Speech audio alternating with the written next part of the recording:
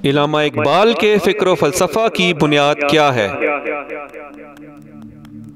किसी मुफ़क्कर के पैगाम का सही मफ़हूम समझने के लिए ये ज़रूरी है कि उसके फ़िक्र के सरचश्मे के मुतल्लक़ मालूमात बहम पहुँचाई जाएँ, इसलिए कि जब तक उसकी असल हकीकत मालूम ना हो जाए जिससे उसके फ़िक्र की शाखें फूटती हैं, उसके बर्गो बार की माहियत और अहमियत का सही अंदाज़ा नहीं हो सकता। अक्सर मुफ़क्किरीन अपनी फ़िक्र की बुनियाद को इस तरह गैर मुअय्यन और मुबहम छोड़ जाते हैं कि उनके पैगाम पर गौर व फ़िक्र करने वालों को उस असल बुनियाद के तयन में बड़ी दुश्वारी पेश आती है और उनके नाक़िदीन और शारहीन की क्यासी सुराग रसानियों से यह मुअम्मा पेचीदा से पेचीदा तर होता चला जाता है, हत्ता कि कुछ अरसे के बाद उनके पैगाम पर इन क्यास आराइयों के इतने दबीज़ पर्दे पड़ जाते हैं कि हकीकत निगाहों से यकसर गुम हो जाती है और लोग जिसे इन मुफ़क्किरीन का पैगाम समझते हैं वो उनके नाक़दीन और शारहीन की ख्याली आफरीनियों से ज़्यादा कुछ नहीं होता। इस बाब में इल्लामा इकबाल की हस्ती मुमताज़ नज़र आती है कि उन्होंने अपने फ़िक्र के सरचश्मे और अपने पैगाम की बुनियाद को इस तरह वाज़े और गैर मुबहम तौर पर बयान कर दिया है कि इसमें किसी ज़न्न और तख़मीन और क्यास व गुमान की गुंजाइश ही नहीं रहने दी। प्याम इकबाल से दिलचस्पी रखने वाले गुज़श्ता कई बरसों से अपनी तहकीक व जस्तजू में सरगर्दां व हैरान फिर रहे हैं कि इल्लामा इकबाल के फ़िक्र के माखज़ क्या थे और उन्होंने किन अफ़कार व ख़यालात से मुतासिर होकर अपना पैगाम मुतय्यन किया था।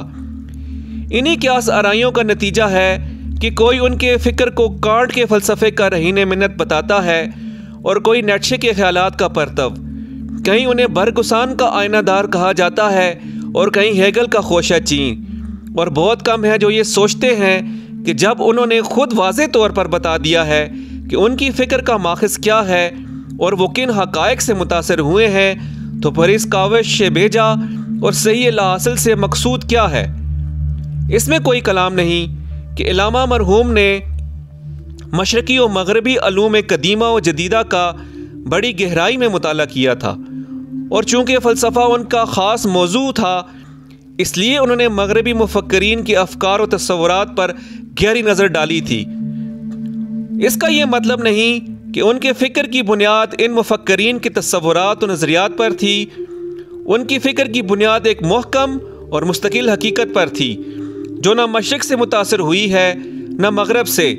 वो इसकी तायीद व तशरीह में मशरिक़ व मग़रब के ख़यालात व तस्वुरात को बतौर शहादत पेश करते थे, लेकिन उसे उनके क़यासात व मफ़रूज़ात से मुलव्वस नहीं होने देते थे, बल्कि वो तो यहाँ तक कहते थे कि जिस मकाम से वो बात कर रहे हैं वो हिकमत व फ़लसफ़े की हद से मावरा है।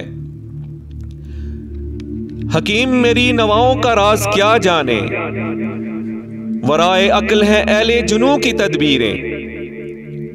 असर हाज़र के अलूम व फ़नून के मुतल्लिक़ उन्होंने वाज़े तौर पर कह दिया है कि इनमें जो बातें उन्होंने इस हकीकत साबिता के मुताबिक पाई हैं जिस पर उनके फ़िक्र की बुनियाद थी उन्हें तायीदन ले लिया है और जो चीज़ें खिलाफ हकीकत हैं उनके फ़रेब को बेनकाब कर दिया गया है। तलिस्मे इल्म हाज़िर रा शिकस्तम, रबूदम दाने व दामिश गुसस्तम, खुदा दानत के मानद बराहीम, बेनारे ऊंचे बी परवा नशिस्तम।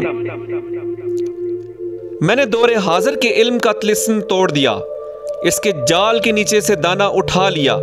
खुदा जानता है कि इब्राहीम अलैहिस्सलाम की मानद मैं उसकी आग में किस बेपरवाही से बैठा हूँ। गौर कीजिए, जो शख्स दौरे हाजिर की इल्म व हिकमत को आतिश नमरूद करार दे रहा हो उसके मुताल्लिक़ ये कहना कि उसने अपने फ़िक्र की बुनियाद इस इल्म व हिकमत पर रखी थी उस पर कितना बड़ा बुहतान है। अलूम जदीदा ही नहीं, अलूम कदीमा के नज़रियात के मुतल्लिक़ भी उनका यही मसलक था।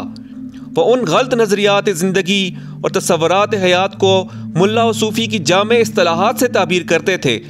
चुनांचे कहते हैं कि बया साकी बेगिरदां सातगीरा, बीफशा बरदुगीती आस्तीरा, हकीकत रा बिरिंदे फाश करदन, कि मुल्ला कम शनासद रमज़े दीन रा। साकी उठ और जाम में आगे बढ़ा, दोनों जहानों पर अपना दामन झाड़ दे। इस दौर में मुझ जैसे रिंद पर हकीकत फाश कर दी गई है, क्योंकि मुल्ला राज़ेदीन समझने से कासिर है। जदीद व कदीम दोनों के मुतल्लक न फ़लसफ़ी से न मुल्ला से है गरज मुझको, न फ़लसफ़ी से न मुल्ला से है गरज मुझको, ये दिल की मौत वो अंदेशा व नज़र का फसाद।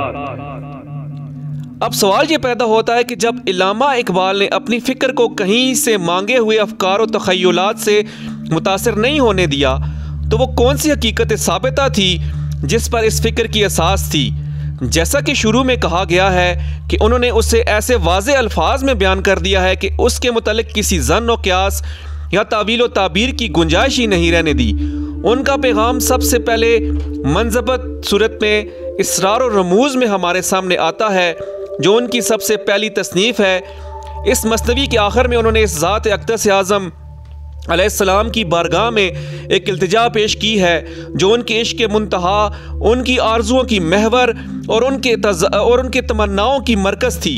इस दुआ में वो कहते हैं कि गर दिलम आईने बी जो हरस दर बहर फम गैर कुरआन मुज़मिरस, यानी अगर मेरे पैगाम में कुरान के सिवा कुछ भी और है तो ऐ ख़त्म रसूल सल्लल्लाहु अलैहि वसल्लम दानाए सुबल पर्दाई नामू से फ़िक्रम चाक कुन, इन खयाबान राज़ खारम पाक कुन।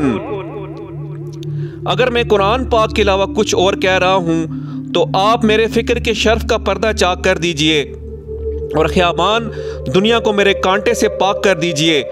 यहीं तक नहीं बल्कि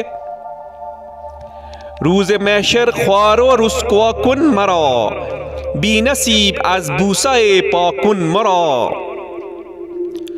मुझे क़यामत के रोज़ ख्वार रुस्वा कीजिए, यानी अपने बोसाए पा से महरूम रखिए।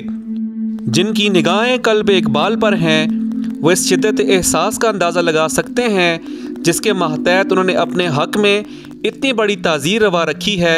इससे आगे चलकर वो कहते हैं कि गर्दुरे इसरार कुरआन सुफ्ते बा मुसलमान अगर हक गुफ्ते लेकिन अगर मैंने अपनी शायरी में कुरान पाक के मोती पिरोए हैं और अगर मैंने मुसलमानों से हक बात कही है, अर्ज़ कुन पीछे खुदाए इज़ व जल इश्क मन गर्दत हम आगोश अमल, खुदाए अज़ व जल के सामने अर्ज़ कीजिए कि मेरा इश्क अमल से हमकनार है। मैं नहीं समझता कि ऐसे खुले खुले अल्फाज के बाद इसकी गुंजाइश भी बाकी रह जाती है कि तहकीक की जाए कि इल्लामा इकबाल के फ़िक्र का सरचश्मा क्या था और उनकी निगाहें किस आफताब हकीकत से रोशन थीं। इल्लामा इकबाल की अज़मत व अकीदत इसी बिना पर है कि उन्होंने जो कुछ समझा कुरान से समझा और जो कुछ समझाया कुरान से समझाया। उनकी मैं सुखन बराह रास्त हमकदा हिजाज से सरबमोर आबगीनों में आया करती थी और उसमें किसी किस्म की आमेज़श नहीं होती थी। उनका मसलक ये था कि आस्ता के बादे गिरम व दर सागिर अफकनम, मैं अंगूर से शराब लेता हूँ और सागर में डाल देता हूँ। इकबाल के पैगाम को सामने रखिए और फिर देखिए इसमें जहाँ जहाँ कुरान का जिक्र आता है वो किस जज्ब व शौक और कैफ व मस्ती से झूमते नज़र आते हैं। इकबाल के नज़दीक कुरान क्या है? वो कहते हैं तो हमीदानी के आईने थो चीज़ ज़ीरे कर दूँ सिर्रतम की ने थू चीज़। क्या तू जानता है कि तेरा आइन क्या है? इस आसमान के नीचे तेरे वकार का राज क्या है? अन किताबे जिंदाई कुरान हकीम हिकमत ऊला यजाल अस्तो कदीम। ये कुरान हकीम है जो एक जिंदा किताब है जिसकी हिकमत कदीम भी है और कभी ना होने वाली भी।